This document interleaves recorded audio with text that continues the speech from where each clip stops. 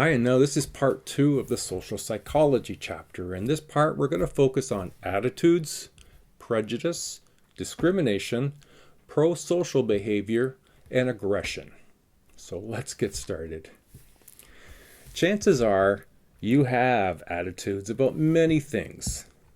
Some are more rounded than others.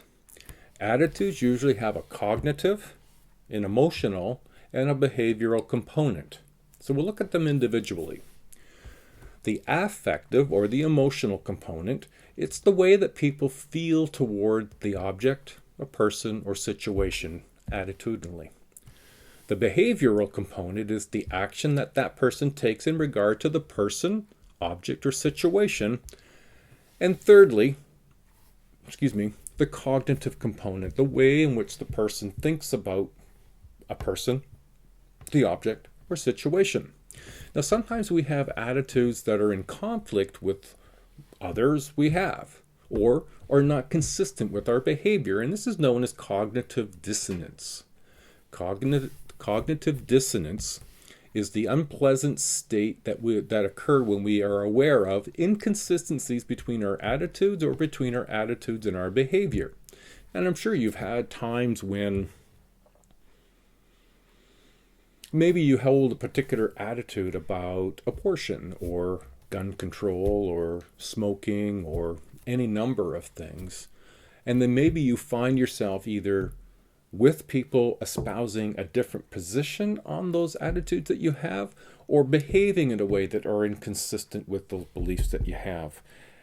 Somebody might bring that to your attention, and your awareness of that and thinking about that is the cognitive dissonance, that sort of, ooh, I either got to be here or I got to be here, but I can't be in both. Now, you can lessen cognitive dissonance in a few different ways. Change the conflicting behavior. Change the conflicting attitude. Form a new attitude to justify the existing behavior. There are options that we have, but it takes work. Now, there are times that we can be persuaded to alter or change our attitude. And there are 4 elements in persuasion that will help with persuasion. One is the source, the audience is the second, the message is the third, and the medium is the fourth. Let's break them down a bit at a time. The source of the message, communicators who are perceived as expert, trustworthy, attractive, and similar to the recipient are more effective. So the more the person I see speaking, I see them as expert, I see them as trustworthy, as attractive, and similar to me in some other aspect, then I'm more likely to receive that message and accept it and believe it. Secondly,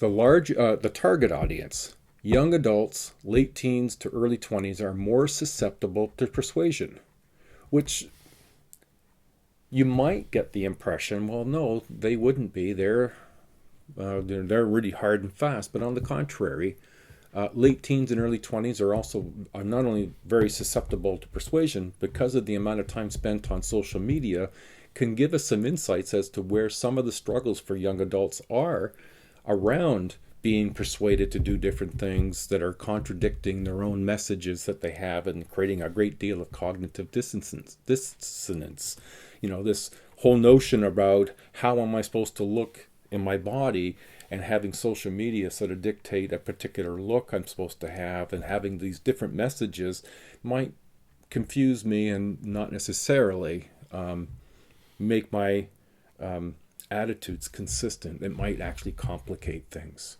Third, the message itself. Two-sided messages work better than with well-informed audiences. Moderate amounts of fear may be effective if solutions are provided. Now, the message itself, when I talk about moderate amounts of fear, I'll touch on that in a moment. The medium is the fourth. The means by which the message is transmitted influences its effectiveness. So persuasive attempts are most successful when the source is credible, we see it as expert and trustworthy, attractive and likable. Fear-based appeals, and this is what I was going to say I was going to move to or let you know about, are most effective if solutions are provided. This method seems to be effective in persuading people to adopt healthier attitudes and behaviors. Arousing fear seems to be an effective method for persuading people to quit smoking or to get regular chest x-rays or wear seatbelts. Appeals based on fear are most effective when the presentation outlines definitive actions the audience can take to avoid the fear outcome. Now we're going to just switch gears a little bit, but it's related, and we're going to look at the concepts of prejudice and discrimination. Prejudice consists of attitudes or beliefs, usually negative, about others based on either their gender, their religion, race, membership in a particular group. Now, that's cognitive. Prejudice is our thinking. Discrimination consists of actions or behaviors against others based on the same factors. So prejudice is the cognition, discrimination is the action, the things that we can see people that do, that express actions about a group. Okay?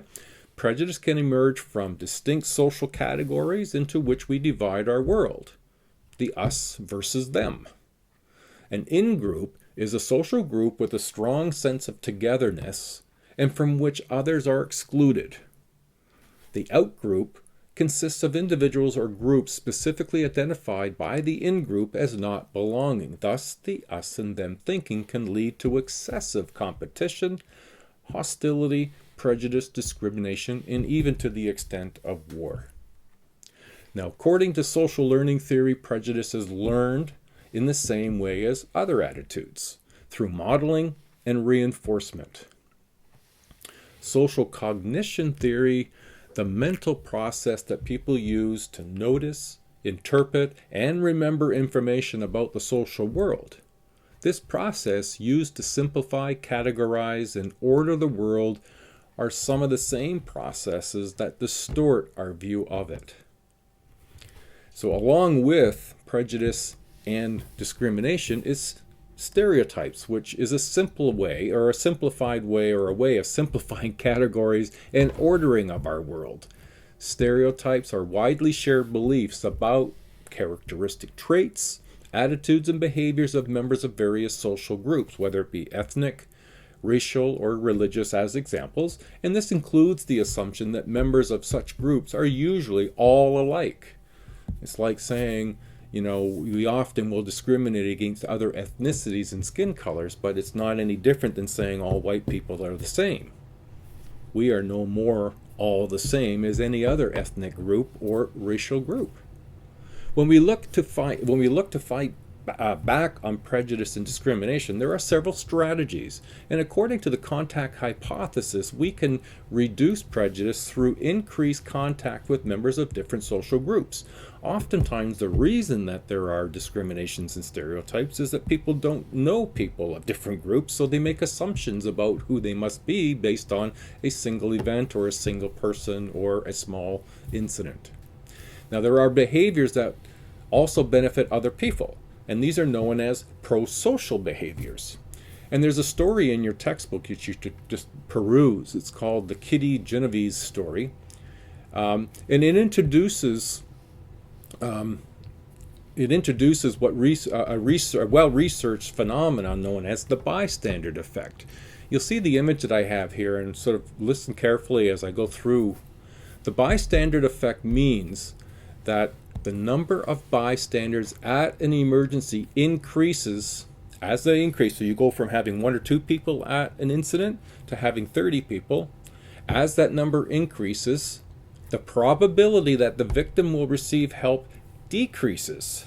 So the more people, you've got a big group of people watching someone beat up on somebody else, the likelihood is decreased that anybody will get help. All right, so that's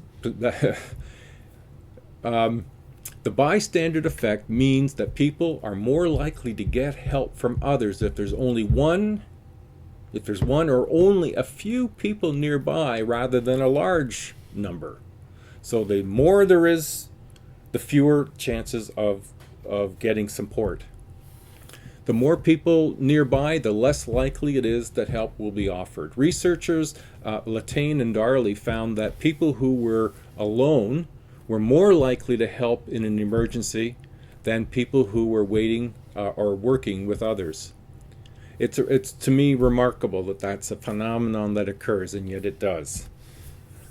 The bystander defect may also occur because of a number of different reasons. One, diffusion of responsibility.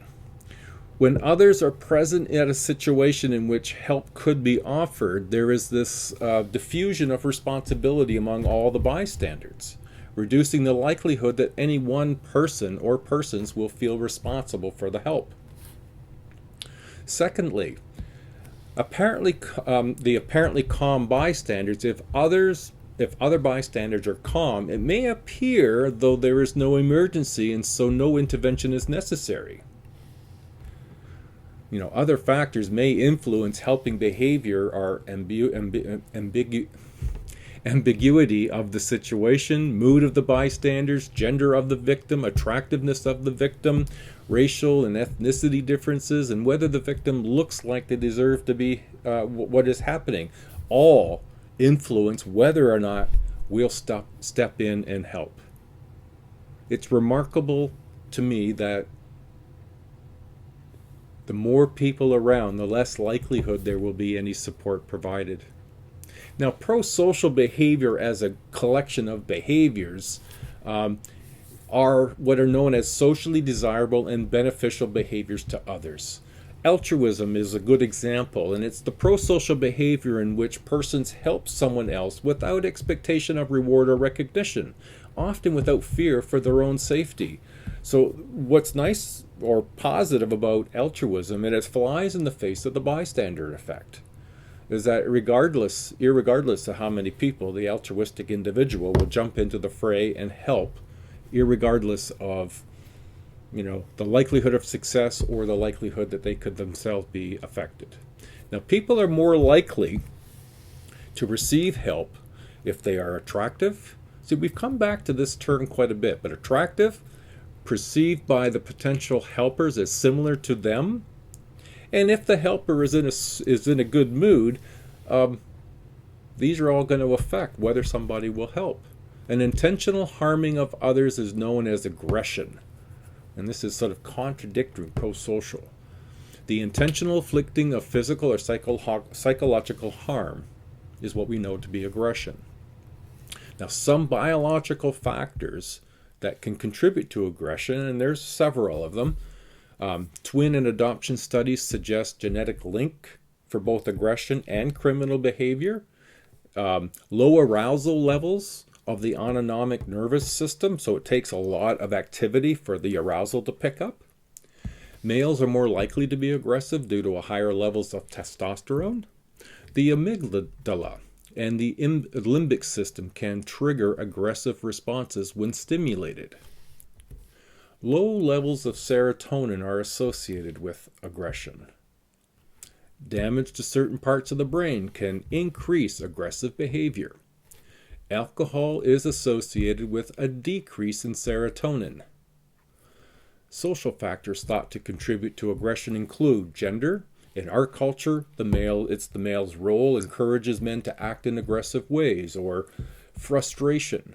Frustration can lead to aggression. Aversive events. Aggression can occur as a response to pain, loud noise, foul odors, cigarette smoke, or extreme health issues. Modeling. We can learn to be aggressive by watching others and having our aggressive behavior reinforced.